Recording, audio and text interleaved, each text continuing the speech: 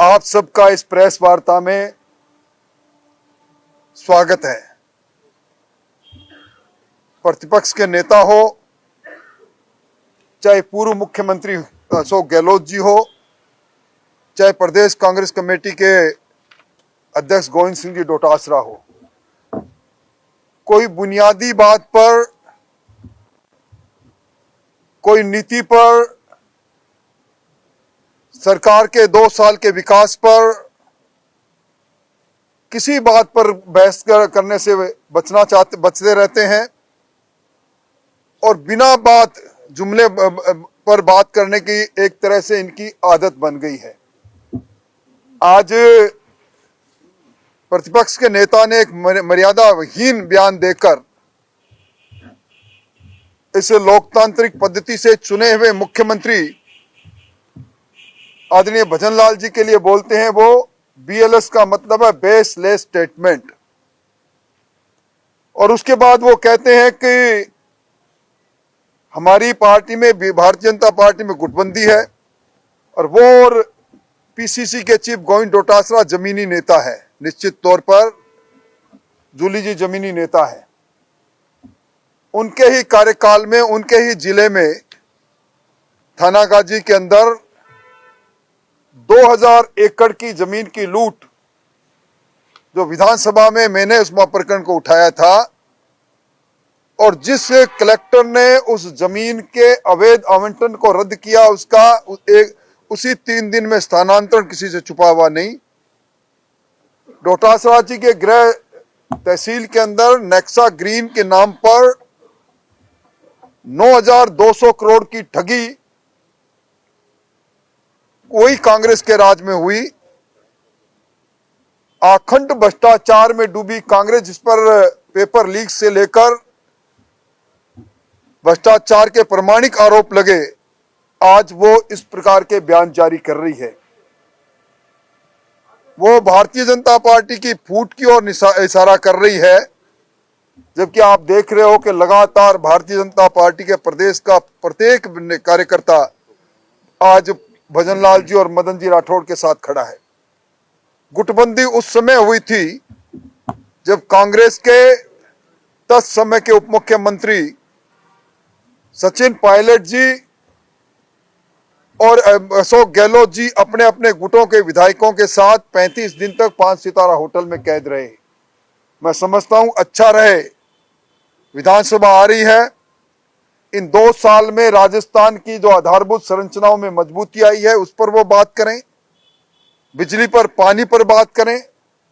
इस बात पर बात करें कि राजस्थान की GDP छलांग मारती हुई भजन लाल जी की डबल इंजन की सरकार में कैसे बढ़ गई। पर कैपिटा इनकम में किस प्रकार अप्रत्याशित रूप से भारतीय जनता पार्टी के कालखंड में बढ़ी।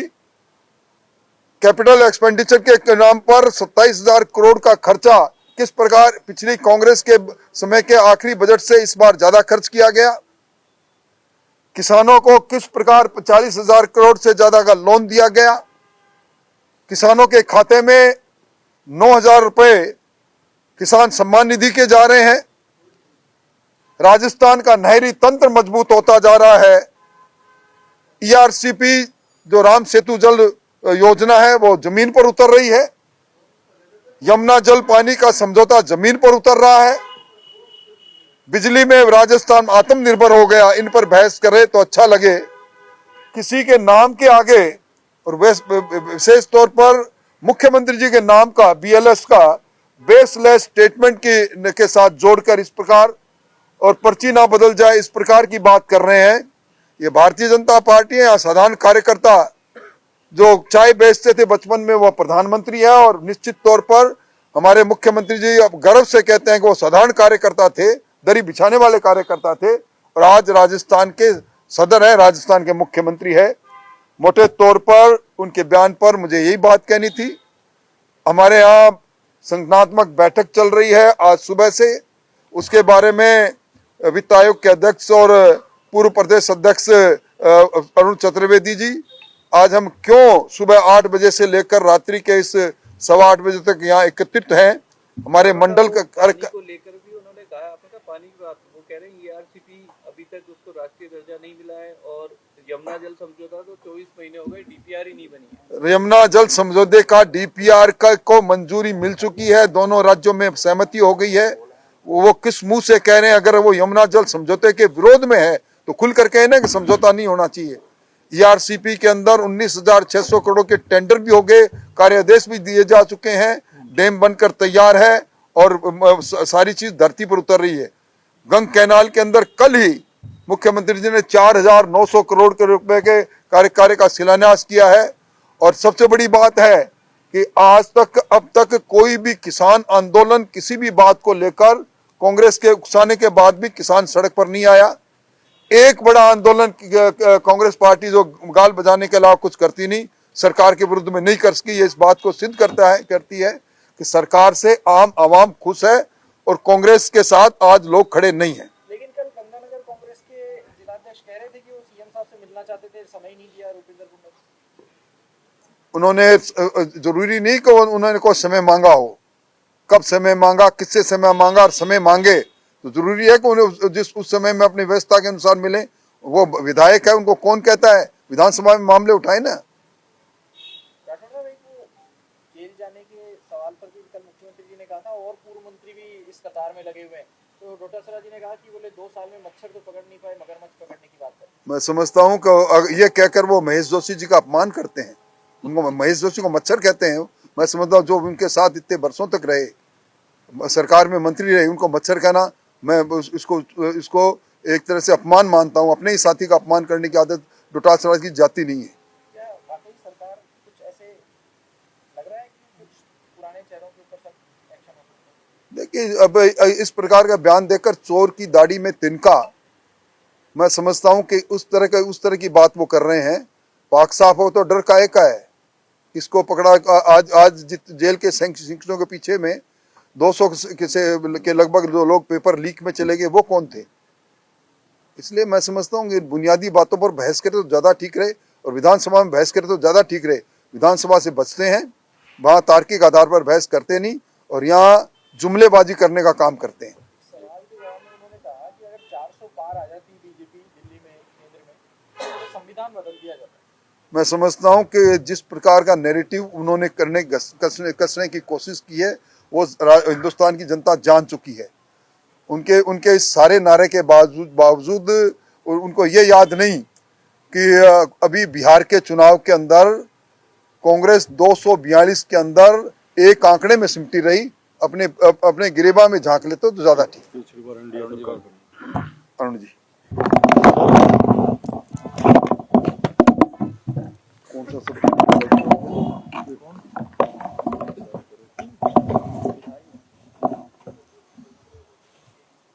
भारतीय जनता पार्टी की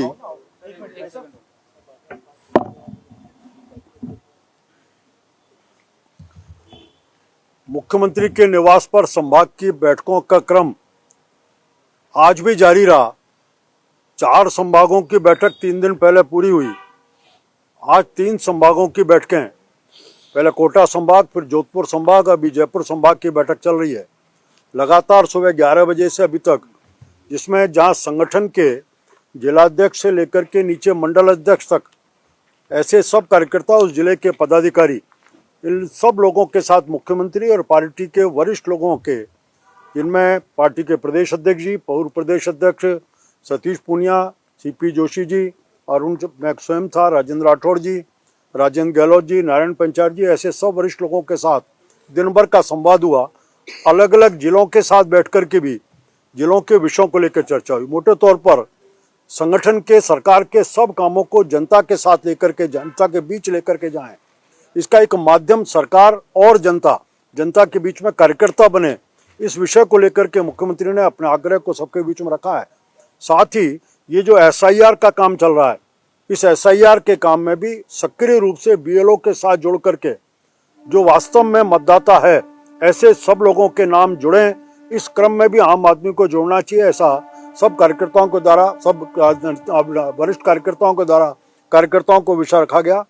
सरकार, केंद्र सरकार की और राज्य सरकार की सब योजनाओं को कार्यकर्ता वहां तक पहुंचाने के माध्यम बने, जिसके माध्यम से अधिक जहां तक योजनाओं की जानकारी नीचे पहुंचे और अधिकतम लोगों को उसका लाभ मिल सके, ऐसा भी एक विषय कार्यकर्ताओं के बीच में सबने अपने सामने रखा है। एक सबके सामने एक तुलना का पत्रक कार्यकर्ताओं को दिया गया है।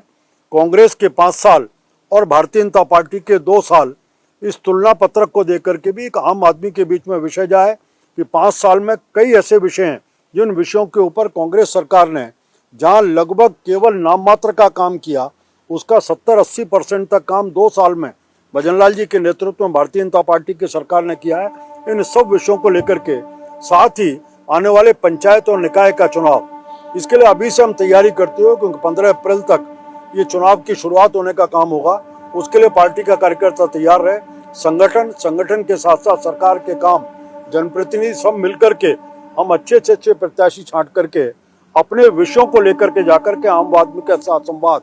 सरकार का 2 साल का समय पूरा हो रहा है और 2 साल के समयावधि को पूरा करने के बाद सरकार के 2 साल के वर्षगांठ के कई कार्यक्रम अभी चलने वाले हैं, जिसमें भी संगठन के कार्यकर्ताओं की सक्रिय सहभागिता रहे। इस विषय को लेकर के भी कार्यकर्ताओं के साथ चर्चा करने का, कह सकता हूँ कि बहुत ही सारगर्भित सार्थक चर्चा रही है। शायद पहली बार मुख्यमंत्री के निवास पर मंडल अध्यक्ष स्तर के कार्यकर्ताओं का लगातार बैठकों में रहना, संवाद करना मुख्यमंत्री के साथ, ये पहली बार घटना है और इसके कारण बड़ा उत्साह का वातावरण भी रहा। सर, आपके पास भी वही विभाग है जो लीडर ऑफ अपोजिशन के पास पहले रहा था, आप दोनों के पास रह चुका है। उन्होंने आज एक एलिगेशन लगाया कि अंबेडकर सर्किल पे जिस तरीके से अंबेडकर जी को याद किया जाता है आज के दिन वो विभाग की ओर से, इस बार सरकार भूल गई। मैं जूली जी को एक ही बात कहूँगा, नेत्र प्रतिपक्ष को, जरा तुलना कर लें 13 से 18 तक और 18 से 23 आपकी सरकार थी। अंबेडकर जी की जन्म जयंती के दिन और अंबेडकर जी के महानिर्माण के दिन, दोनों दिन 13 से 18 तक जयपुर शहर को दुल्हन की तरह सजाते थे और हर बार जामडोली में जो अम्बेडकर पीठ है, उस अम्बेडकर पीठ के ऊपर पूरे राजस्थान के हजारों की संख्या में लोगों को बुला करके अंबेडकर जी के जीवन का चलचित्र बनाना, उनके बारे में जीवन से जागरूक करना, मुख्यमंत्री का सीधा संवाद। और 18 से 23 तक आपने केवल खाना पूर्ति की, केवल अंबेडकर जी को याद किया, उसके जीवन के बारे में किसी तरह का कोई विषय बढ़ाने का काम नहीं किया, उसके बारे में जवाब